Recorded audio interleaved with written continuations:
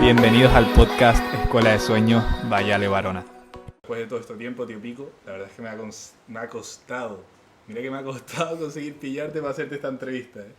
Ahora la gente no lo sabe, pero hace un momento estaba ahí y vi el trípode y digo, bueno, ahora es el momento y voy a pillarlo ahora porque es que si no, no lo pillo nunca.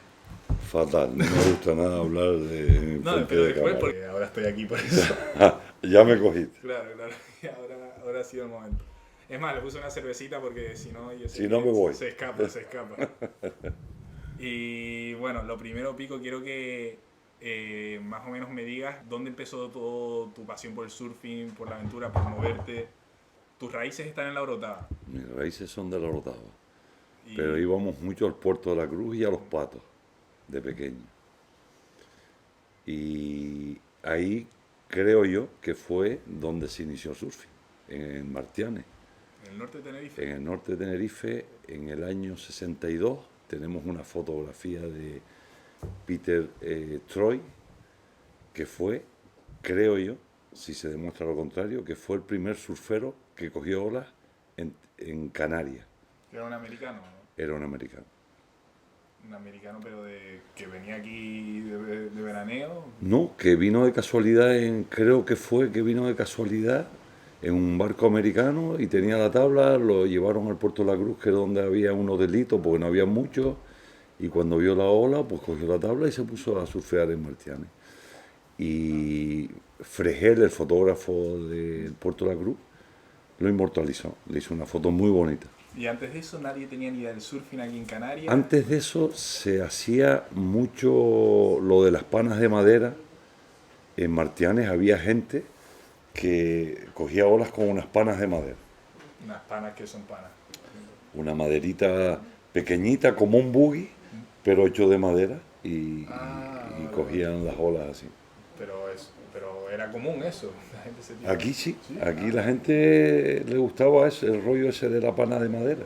Y ahí fue como la transición, ¿no? Eso fue la transición y ahí estuvo Jorge Dreger, que le mando saludos si lo ves, que hoy en día debe tener ya 86 años, 87 años, que dejó de coger olas hace, 4 años. O sea que estuvo cogiendo olas con 80 y algo, y él trabajaba en la recepción del Hotel San Felipe, en el Puerto de la Cruz, y ahí hubo un contacto, ahí le mandaron unas tablas, y empezó Jorge Dreje y Eduardo Ascanio a coger olas. Pero Eduardo también era mayor, ¿no? Eduardo debe tener ahora 70, seguro 70 años.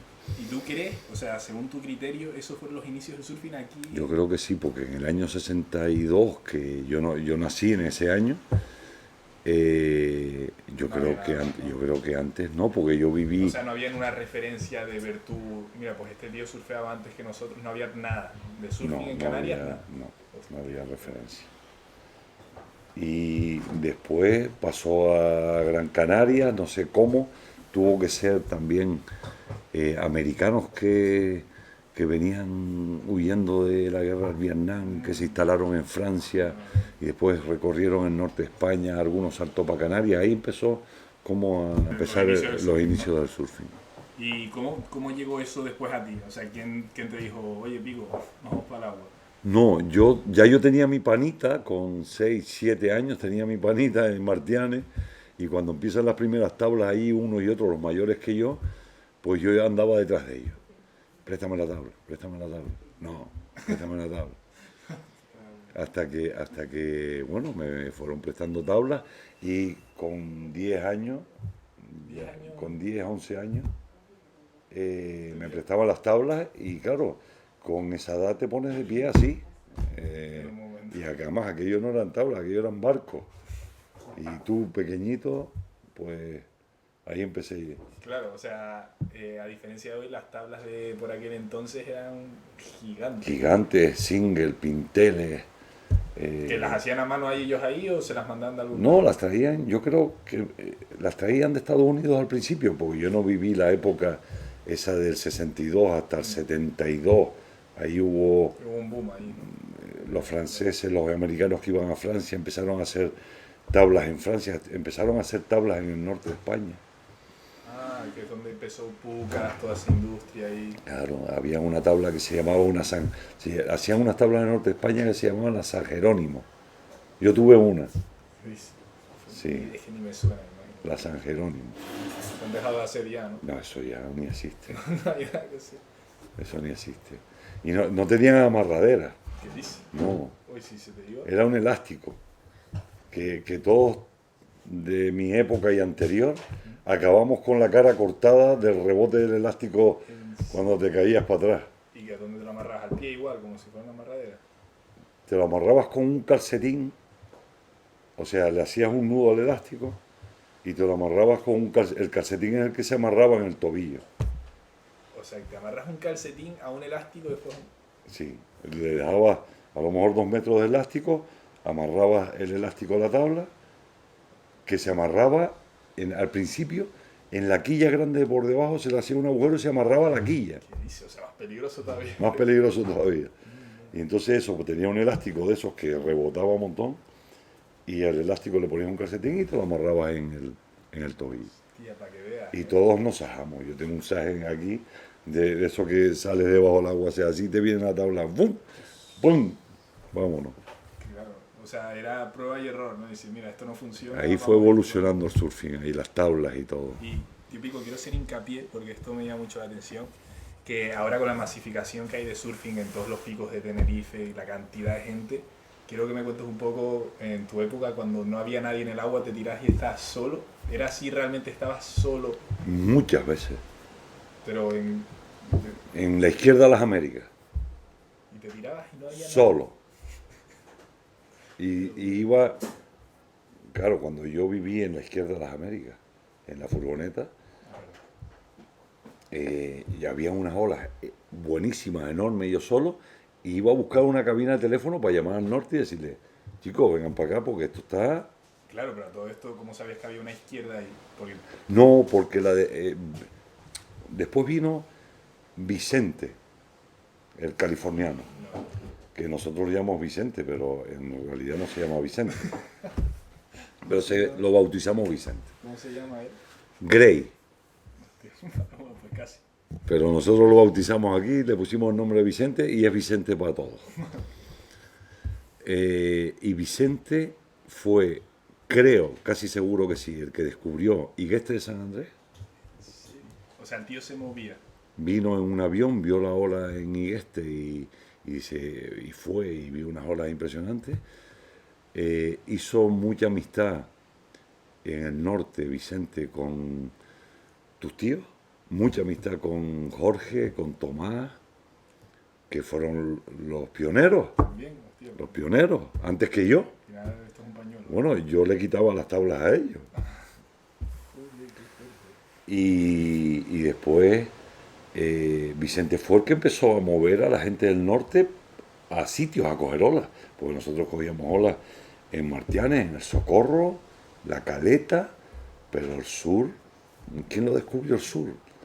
Pues a lo mejor si alguien me ve y algún viejo lo ve, pues yo creo que fue Vicente, el señor Gray, O sea, el tío se recorría la isla en busca sí, de... buscando olas, buscando olas. Se habrá quedado flipando cuando vio la Le izquierda. encantó. Tenerife le encantó, vino muchos años. Le encantó. Y el contacto con ese hombre ya... Todo el mundo está conectado, menos yo, que ni tengo Instagram, ni Facebook, ni nada, de nada, de nada. No tengo nada, soy un desastre para eso. Hostia, Pero está todo el mundo conectadísimo con Vicente. vale. Claro, es que hoy en día si tú tienes redes sociales ya... Ya, las redes sociales es la que te comunica. Antes nos escribíamos una carta, ya ni escribimos. Ya, ahora es todo virtual, Sí, online... nos escribíamos una carta, iba a correo, sellito, la mandaba y le llegaba. Ahora ya eso se acabó también. Cómo han cambiado las cosas. Sí, ha cambiado mucho Y la cosa. después, tío Pico, después de toda esa etapa descubriendo el surfing, descubriendo las olas con Jorge Drejer, Vicente y demás, ya cuando creciste, tú me dijiste que terminaste el colegio y hubo una época ahí que no, en plan, no te viniste a la universidad. No fui a la universidad porque era muy mal estudiante, muy disléxico. Me aburrieron los profesores, todos me aburrieron y decidí largarme a trabajar. Claro. Por ahí, a buscarme la vida. Con mi tabla siempre. Mochila, tabla y a buscarme la vida. ¿Y el primer viaje? ¿Dónde fue? No, me fui a las Américas. Ah, Estuve trabajando en servicios técnicos de hoteles. Estuve trabajando de socorrista en el Octopus cuando se abrió. Y me compré un furgón y esa fue tu etapa y en ahí las viví, Américas, ahí viví. que te tiras en la izquierda. Me tiraba a la izquierda. Joder, qué Luché para que no pusieran los diques en la izquierda y en la derecha del conquistador. Ahí luché, que se ataron, ¿cómo fue eso? ahí maté yo con un asturiano a las palas y aguantamos las palas y ya pudimos mover a toda la comunidad surfera de aquí para empezar a hacer manifestaciones y de todo. Joder, es verdad que, o sea, que ahora mismo si no hubiera pasado eso, ¿tú crees que hubieran construido un dique? Yo creo que hoy en día, si ese día yo no vivía allí y estaba allí, hoy en día la izquierda de las Américas no existe. Porque estaba directamente enfocado, camiones cargados para empezar a tirar piedras para O sea, lo adentro. tenían ya todo montado. Lo tenían todo montado. Sí. Hostia, qué fuerte. Y sin licencia, y sin permiso, y sin nada. Claro, porque en esa época, o sea, en el sur se hacía lo que se... Nada, hacía lo que le daba la gana, 4. Qué fuerte, en serio. Y claro, y después no te pedían a ti, no te podían reprochar nada porque si no tenían los papeles para hacer... No, yo era un hippie más allí, a este lo quitamos en medio fuera. Pero yo me puse allí Atado, ¿no? No estabas atado. y agresivo. Sí. Digo, aquí no me van a quitar mi olita, no me la van a quitar. Hostia, claro, por aquel entonces. Y ahí después se revolvió todo, llegó la Guardia Civil, pidió la documentación y bueno, se paralizó todo.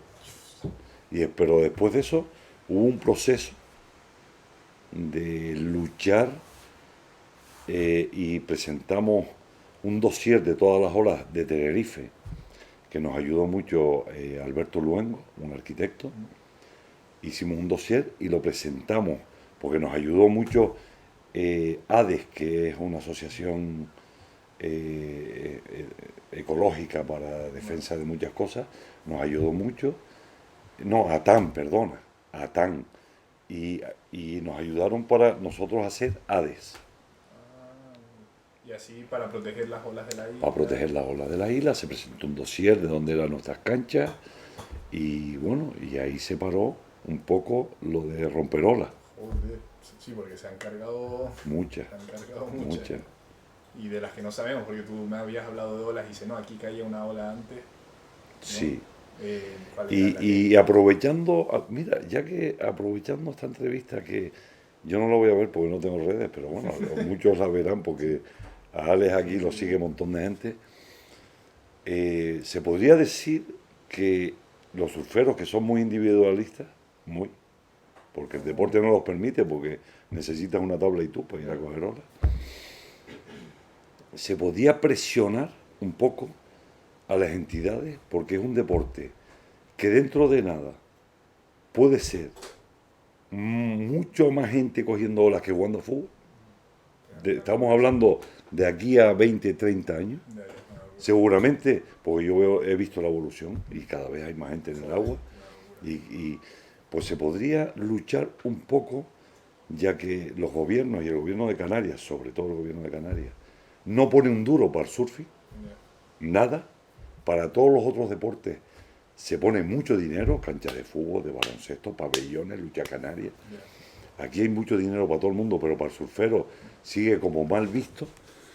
Y lo digo aquí, que el surfero, es verdad que en mi época Mucha tema drogas, hubo mucha droga, mucha rollo hippie y éramos como unos apestados, pero hoy en día, los surferos hoy en día son deportistas a tope y gente que sabe lo que quiere y deberían de unirse todos, yo me apunto a unirme con ellos, para luchar, para crear olas, porque hay un montón de sitios que quitando una piedra o haciendo una bobería sale una ola más. Y esas son nuestras canchas. No, y no solo sale una ola, sino hay muchos sitios que a lo mejor sale esa ola y evitas que se inunde no sé qué, porque a lo mejor al romper la ola... Claro, y eso se debería de luchar por hacerlo y crear 100 olas más. Aparte que trae mucha economía al surfero. El surfero, el surfero mueve mucho dinero turísticamente. Sí, sí, Ya cada vez hay más escuelas, ya. no hay sitio para tanta gente. Claro, lo que hay también habría que organizar, porque ahora el tema de la masificación en el agua es una locura, o sea, habría que tener un control ahí de alguna manera, ¿no? O lo que dices tú, al haber más olas, a lo mejor... Sí, es crear más olas y después de aquí lo digo a todo el mundo, un orden. no, un respeto en el agua. Yo creo que todos tenemos derecho a coger olas. Yo oigo mucho en el agua, eh, quítate para allá que estás aprendiendo, cuando yo, el que está aquí, he enseñado a casi todos Ya, y nunca quité a nadie. ya, Al revés, yo sigo yendo al agua y si veo a alguien haciendo algo mal, le digo, mira, entra por aquí, ten cuidado con el que viene, tienes que respetar esto, pero decirlo de buenas maneras y no una agresividad en el agua, que a veces entro al agua y menos mal que yo no sé lo que tengo, pero cuando entro al agua la gente se relaja y nos reímos y vacilamos y cogemos olas, pero hay gente que no, ya. una agresividad, Para entrar el agua trabado, sí, mejor no entrar sí, directamente. sí, pero bueno, así es la vida.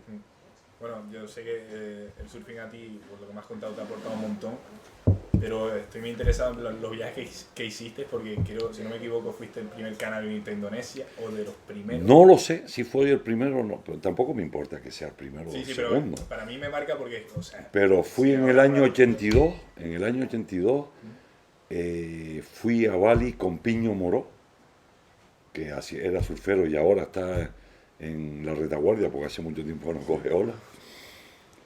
Y me empeñé un poco en ir a Bali porque Jerry López estuvo en el año 78, creo, no me acuerdo, y a mí me llegaba una revista, el Surfer Magazine, Una que me llegaba cada 6 meses, una revista, y me mandaba una revista con un póster, que no sé dónde están los pósteres, preciosos. Y me empeñé en ir a Indonesia, a ir a Bali. Por la revista de Surfer Magazine en ese momento. Sí. Claro, tú veías los olones Y esos. coño, qué bonito, la ola, un sitio, la Y jungla aquella.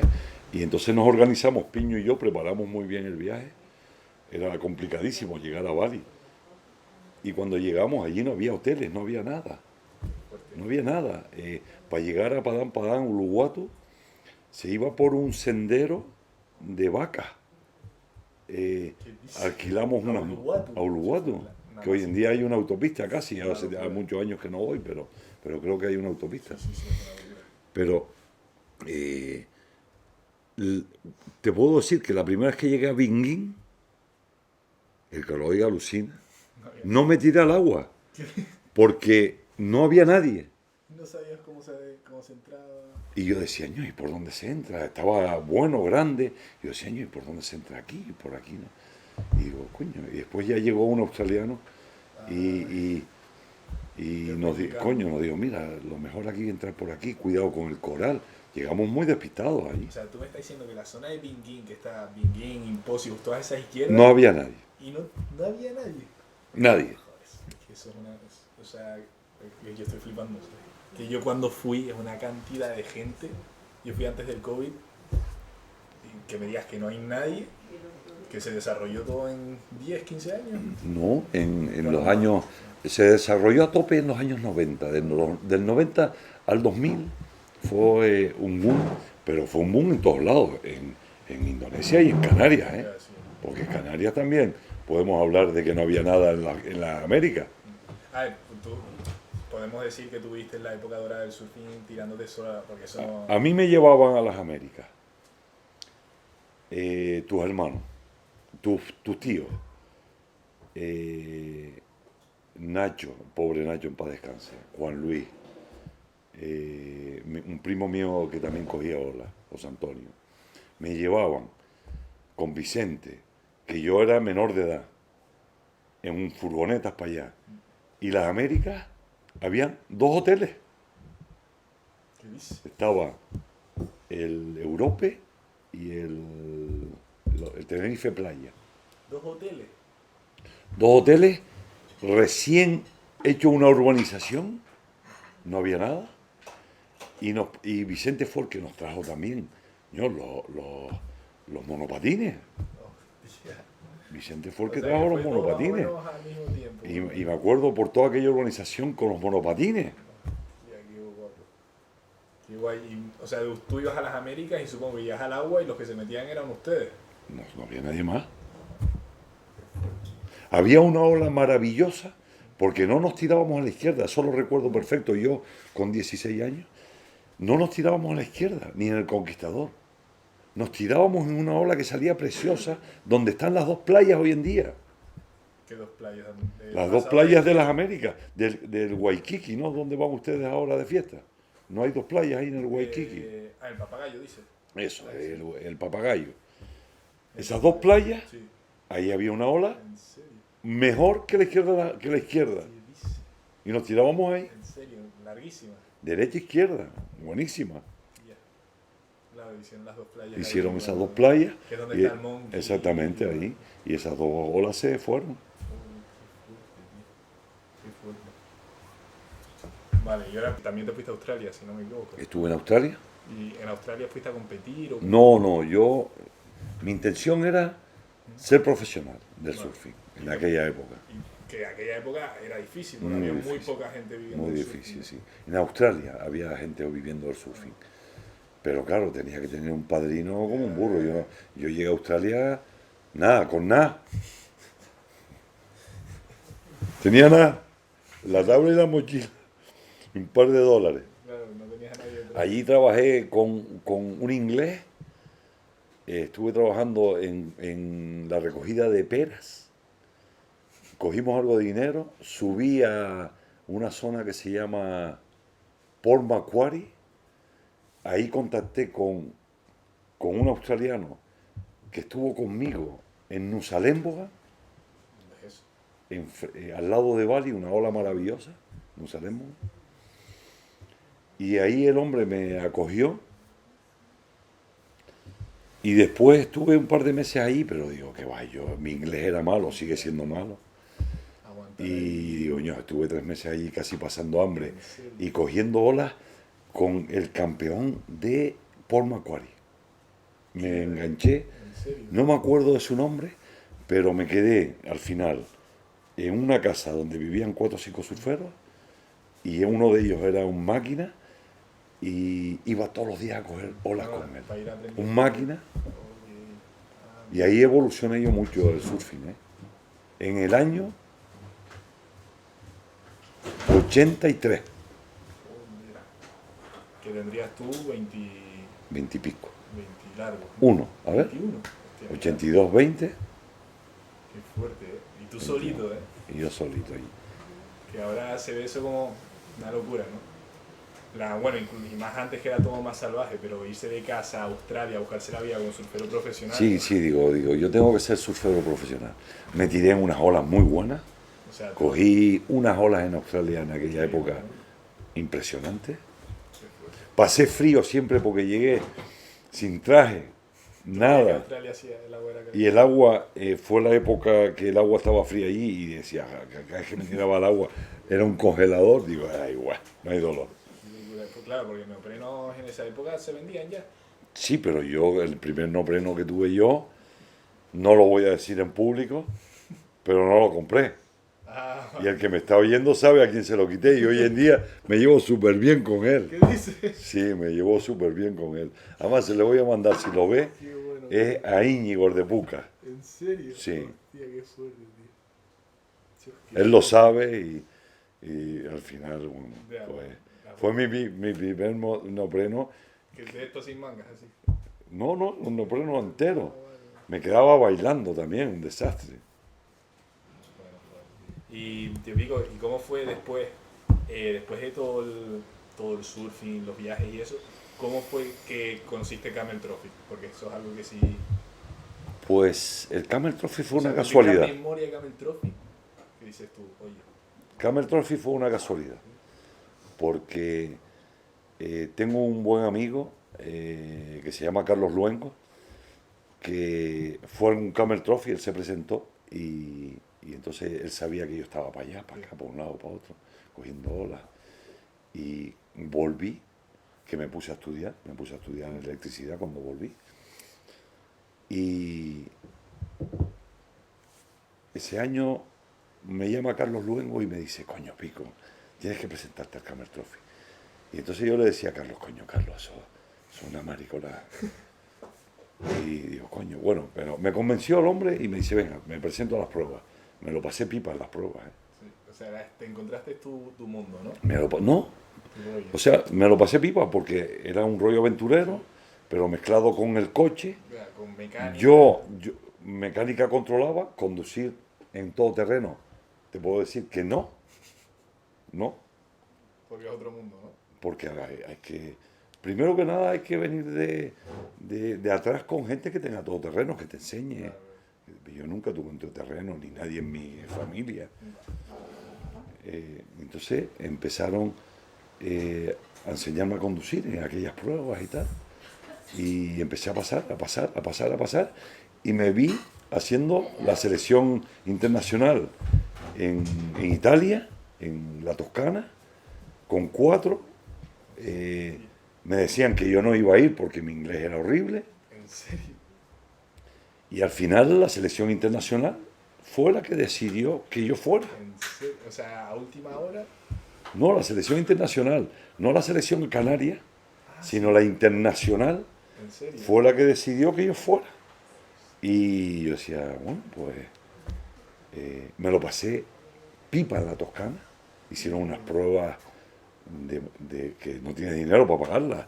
Un porte tibetano de 1200, de 1 kilómetro, bajar un rappel a 300 metros de altura o a 200. Bueno, yo decía, no, ¿esto qué es? Maravilla. Yo me lo pasé pipa. Las pruebas de Italia que flipaste, ¿no? Con lo que tenías montado. Me encantó, me lo pasé pipa, porque yo fui a pasármelo bien, yo no fui a ir al Camel Trophy. Tú no fuiste a competir, ¿no? Claro, porque aquello era un montaje brutal.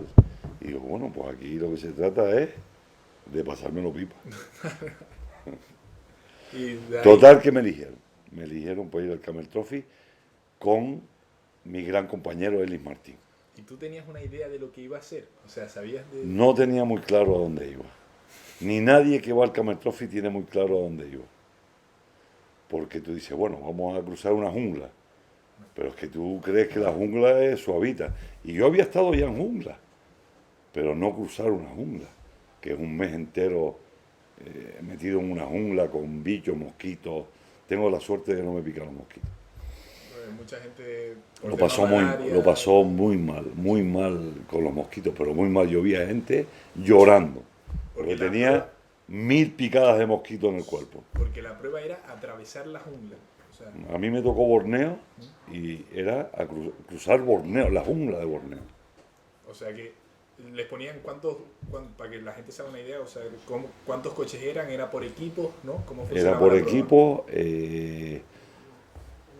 eran 40 equipos, 40 equipos. 40 países, Hostia, pues hay un despliegue grande. menos España, que tenía 2 equipos, porque los equipos iban por mercados. Y como España tenía 2 mercados, el de Canarias separado al de la península, No sabía. mercado del tabaco en aquel entonces, tenía 2 mercados, pues había 2 equipos.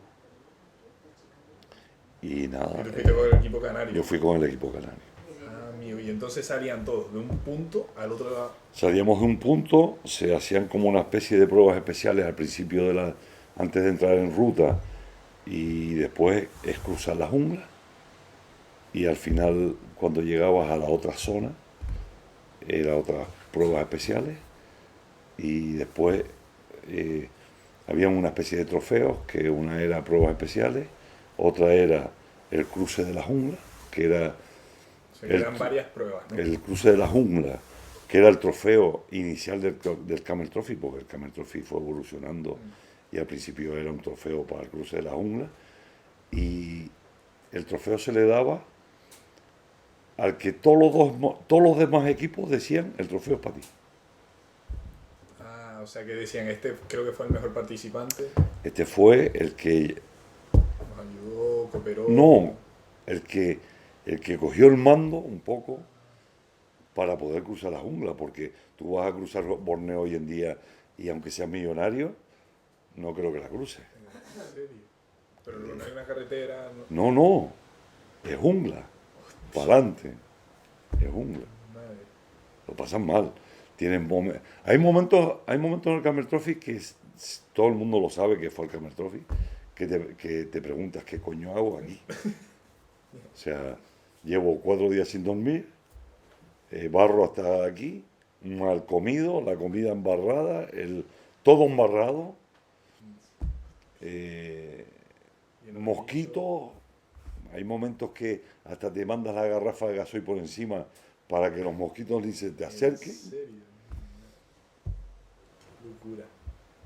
Pues, Pero la verdad que es una experiencia muy bonita, brutal, muy bonita, muy bonita. ¿y cómo? A nosotros nos dieron el trofeo, Les al digo. equipo canario, Verdad, no. que era Elis Martín y yo, nos dieron el trofeo del cruce de la jungla, el más importante, el Camel En Trophy. serio, se los dio al final.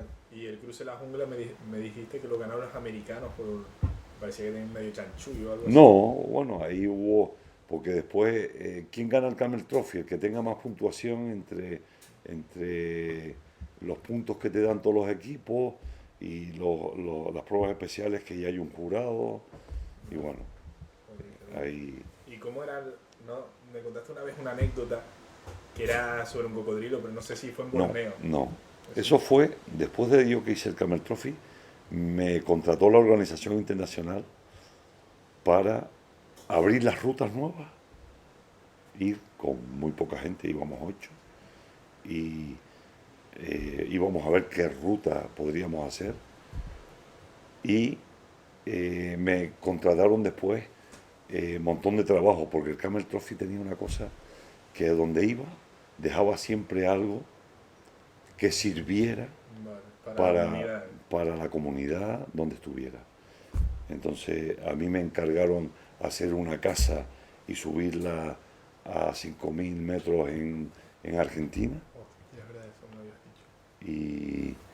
Y como yo era ya medio constructor, me encargaron esa obra, hacer la casa, desmontarla, meterla en camiones y subirla a 5.000 metros. Y después cuando pasaba el Camel Trophy, yo organizaba el que se construyera esa casa. Vale, o sea que a ti te dejaron al mando de ese proyecto, porque que Sí. también era una aventura, porque 5.000 metros ahí. No, ahí lo pasan mal. No pasa nada. Y organizar para que esa casa salga en 3 días. En 3 días yo tenía que montarla allá arriba. O sea, yo la tenía montada en Salta, que es una ciudad argentina. La desmonté, todo modular, la hice, la monté modular y la subí. O sea que la tenías hecha. Yo la tenía hecha ya, pero desmontada. Vale, Y vale. después cuando llegaba al Camel Trophy, cuando pasaba por ahí, la montaba. Claro, yo tardaba un montón de tiempo en hacer eso, pues estaba allí 4 meses. O sea que toda la anécdota esa, entonces, el proyecto ese en Argentina, todo el tema de cocodrilos, eso ya fue. No, cuando te eso tenían fue contratado. en el siguiente Camel Trophy que me mandan a mí. Fue Argentina, Paraguay, Chile. No, esa no fue. Fue Belice, México, Guatemala, Salvador y Honduras. Y entonces Eso era una ruta. esa era otro Camel Trophy. Yo hice el de Argentina, Paraguay, Chile. Después me mandan a ver la ruta de Belice, México, Guatemala, Salvador y Honduras. Y vuelta a Belice. Y entonces me mandan con unos arqueólogos, un americano arqueólogo con un par de mexicanos y un par de Guatemala para levantar una ciudad maya que estaba totalmente cubierta por la jungla. De películas. De película. Entonces me dicen, mira, tu misión este año es irte con los arqueólogos y empezar a cuadrar la ciudad maya con los arqueólogos y necesitas contratar a gente de allí, al lado de Chiapas. Chiapas estaba a punto de la guerra, o sea, cuando fue la guerra de Chiapas. Y entonces me contraté a gente de allí, mexicanos, venían todos armados, que tuve un follón con las armas, porque la organización me decía que no podían llevar armas, y yo le decía, pero si es que ellos se manejan por la jungla con armas. ¿En serio? Y entonces hice, lo primero que hice fue un helipuerto, porque eso es una zona montañosa. Hice un helipuerto porque vi la cosa allí media complicada. Ahí sí, Paco, sí, hay que salir Y rápido. lo primero que hice fue un helipuerto. Tiramos un par de árboles abajo, en toda una montaña, y los cortamos en tablones con la motosierra. Hicimos un helipuerto, con sus calzos y todo allí, perfecto, un helipuerto perfecto. Y entonces, cuando llevábamos allí ya un par de semanas trabajando, pues yo había contratado a los mexicanos que le vendí un poco la moto, diciendo que aquello se iba a convertir como en el Tikal. El Tikal es otra zona de México, que hay una ciudad maya totalmente restaurada, Sí, que atraen a turistas. que atraían a turismo. Total que yo le vendí un poco la moto, que eso iba a ser ahí un tal. Y entonces llamo para que me manden dinero, para ir pagándole a la gente. Total que cogí a los 7 o 8 que tenía allí, les pagué y desaparecieron. ¿Cómo desapareció? Digo, coño, ¿y dónde se metió esta gente? Y al cabo de 2 o 3 días me aparecen con una tranca, pero no te puedes imaginar, muriéndose todos, ¿Qué dice? muriendo, Fueron todos de fiesta. a buscar alcohol. No de fiesta, a buscar alcohol, a buscar alcohol. Y entonces yo tenía ahí asignado un puesto a un tal Sebastián, que era el más cabeza que tenía, como medio encargado, porque había que ir limpiando un cuadriculado en toda la ciudad para trazar después allí la pirámide, la plaza entre las pirámides, lo de los jefes, los arqueólogos me iban siguiendo, me iban dirigiendo, y no aparece Osvaldo, Osvaldo era uno de los trabajadores. uno de ellos. Entonces digo, Sebastián, Osvaldo, Osvaldo. Y me dice, no, seguro que a Osvaldo se lo comió un lagarto, porque aquello era una zona que había una laguna lleno de cocodrilos, Que lo llaman lagartos. que ellos lo llaman lagarto. Dice, no, seguro que a Osvaldo se lo comió. Tan normal te lo dices. Sí, me lo dicen tan normal. Digo, ¿cómo va a ser eso, Sebastián? ¿Cómo va a ser eso? Dice, ¿quiere verlo? Digo, ¿cómo que quiero verlo? Digo, arranca el coche, vamos al otro lado de la laguna para que veas que eso está por ahí. Efectivamente. El nota tenía una tranca, se metió en la laguna allí, lo enganchó un cocodrilo y se lo despelló. Total, que yo veo en el otro de la laguna, llegando con el jeep, porque arrancó el jeep, un follón enorme, porque aquello no arranca una carretera y va, no, un follón enorme para llegar al otro lado de la laguna. Veo lo que me dice Sebastián, está ahí, mira ahí. Digo, mira, Sebastián, yo no quiero ni verlo. Yo me voy para el campamento, hago una caja de madera con la motosierra, teníamos tablones ahí medio hechos, hago una caja de madera, volvemos, ustedes lo ponen ahí y lo llevaremos al pueblo. Pasa, poco menos, pasa de todo, no. Total, que lo ponen en la cajita, lo ponen encima del G, llamo yo por la emisora a Belice para decir lo que me había pasado. Belice, el de la administración. Belice es una ciudad, es un país, es un país. Está Belice, un país, Belice, México, Guatemala, Salvador y Honduras. La base la teníamos en Belice. Y yo todas las noches montaba una antena enorme, no había móviles, no había nada, montaba una antena y por radio intentaba comunicarme con Belice. Entonces te comunicas con Belice. Me comunico para decirle, oye, mira, me ha pasado esto, mándame más que sea, yo qué sé, 500, 600, $1000. Yo tengo que entregar a este hombre en el pueblo, en la aldea.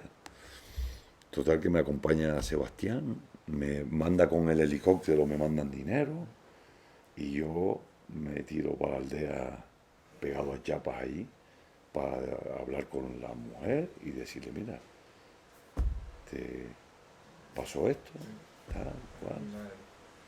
La mujer loca. Y no. Y le digo, mira, yo creo que debo de darte esto. Creo que le di $800. Entonces cuando le doy los $800, me da abrazos, besos, bueno, casi me come a besos. ¿Y qué hace? Le digo, pero hablando allí con... ¿Y Osvaldo? Haz lo que quieras con Osvaldo. O sea, no le importaba el marido. Nada. Pero es verdad que yo viví allí, en las aldeas viví, cómo el hombre abusaba a tope de la mujer. O sea, yo viví eso, lo viví, eso se palpaba. Total que llegamos allí y con Sebastián lo bajamos a un lado de la aldea donde enterraban a la gente, allí lo dejamos y yo me fui. Yo me fui. ¿Cómo es? Y yo me fui. ¿Cómo cambia el valor de la vida en un sitio y en otro? No, allí la vida no tiene valor. Cero valor. Pero sigue siendo así, las junglas de eso. Te impactó, ¿no? O sea, Sí, yo estaba... Con un poco fuera de... Es verdad que no me afectó tanto porque después de un camel trophy, otro camel trophy, metido en la jungla, buscándome la vida, tal cual, el cuerpo se asilvestra. Tu cuerpo es capaz de asilvestrarse total. Yo creo que a ti te sueltan en una jungla y tienes dos opciones. O hacerte casi como un mono o morirte. Y el cuerpo tiene capacidad. Es la mente la que puede ser que no tenga capacidad. Pero el cuerpo tiene capacidad de estar 6 meses, porque yo lo tuve en la jungla, como un animal. Te adaptas para Te adaptas. Da igual, incluso las emociones y todo. Todo, tú vas controlando de todas tus emociones y todo. Y cuando estás mal también. Y ahora lo que yo no entiendo, vale, después de haber vivido todo lo que has vivido de Camel Trophy, los viajes a Indonesia, Australia, ¿cómo llevas ahora esta época de tu vida? Que No, no, es una cuestión de edad. Exacto, ¿cómo llevas ahora después? Es un tema de edad, Ale. O sea, yo ahora mismo, cambio todo lo que tengo por ti y me das tu edad, yo te doy y yo te regalo todo lo que yo tengo y tú me das lo que no tienes nada. Bueno, pues te lo cambio así a pelo. Y empiezo otra vez de cero. ¿En serio? Claro, llega la edad te va bajando. Y yo antes tenía energía desde las 7 de la mañana y me daba a las 7 de la mañana otra vez. Y ahora la energía a mí se me acaba. O sea, llega las 7, las 8 de la noche y estoy...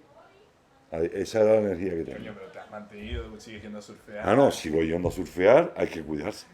Se lo digo a todos. Si quieren surfear hay que cuidarse. Yo sigo haciendo el gran error de fumar, pero bueno, en todo lo demás me cuido, hago mucho deporte, trabajo. Pilates.